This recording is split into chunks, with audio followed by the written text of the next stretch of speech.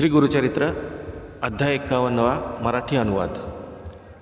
बिदरच्या बादशाचा निरोप घेऊन स्वामी गाणगापुरास परत आले आणि आता आपण गुप्त राहावे असा त्यांनी विचार केला।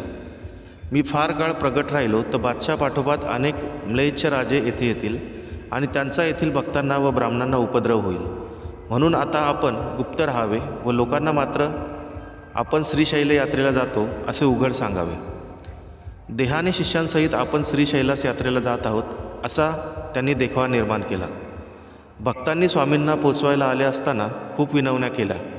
तेव्हा श्रीगुरू त्यांना म्हणाले, आम्ही याच गावात राहू, अमरजा संगमात नित्यस्नान करू, प्रेमाने गुप्तपणे मठातच राहू, तरी तुम्ही चिंता करू नका। त्यांच्या पश्चात मठात नित्यसेवा कशी करावी याचे सर्व भक्तांना सविस्तर सांगितले। भक्तजनांची जी जी इच्छा असेल ती प्राप्त होईल असे सांगून स्वामी श्री पर्वतास जाण्यासाठी निघाले। तेव्हा भक्त लोक विचार करीत करीत मठात परत आले। तो त्यांना स्वतःच्या नजरेवर विश्वासच बसेना, कारण श्रीगुरू मठातच आहेत असे त्यांना दिसले। भक्तांना असा दृष्टांत दाखवून ते दृश्य देहाने श्री पर्वतावरील यात्रेसाठी गेले व पाताळगंगेच्या तीरावर राहिले। त्यांनी शिष्यांना सांगितले, मला फुलाचे आसन तयार करा, मला पैल तीरात जायचे आहे, आपण मल्लिकार्जुन मंदिरातच भेटा। श्री गुरूंची आज्ञा होताच शिष्यांनी शेवंती, कमळे वगैरे अनेक फुले आणली आणि फुलांचे सुंदर मनोहरी आसन तयार केले व ते पाताळगंगा नदीच्या पात्रात ठेवले। तुम्ही गावात जावे असे भक्तांना सांगून श्रीगुरू फुलांच्या आसनावर बसले आणि त्यांनी त्यांचा निरोप घेतला। त्यावेळी निरोप घेताना श्रीगुरू शिष्यांना म्हणाले, आम्ही निजस्थानाला जातो, तेथे पोचल्याची खूण म्हणून फुले पाठवू। ती शेवंतीची फुले असतील त्याचा तुम्ही स्वीकार तुम्ही भक्तिभावाने प्रसाद म्हणून करावा। निर्गुण पादुकांची अखंड पूजा करावी, तुमच्या घरी लक्ष्मी वास असो। आणखी एक खूण सांगतो, गायनात माझे स्मरण करावे, जे असे स्मरण करतील त्यांच्या घरी मी राहील। जे माझे चरित्र ऐकतील किंवा लोकांना वाचून दाखवतील त्यांच्या घरी लक्ष्मी नित्य राहील।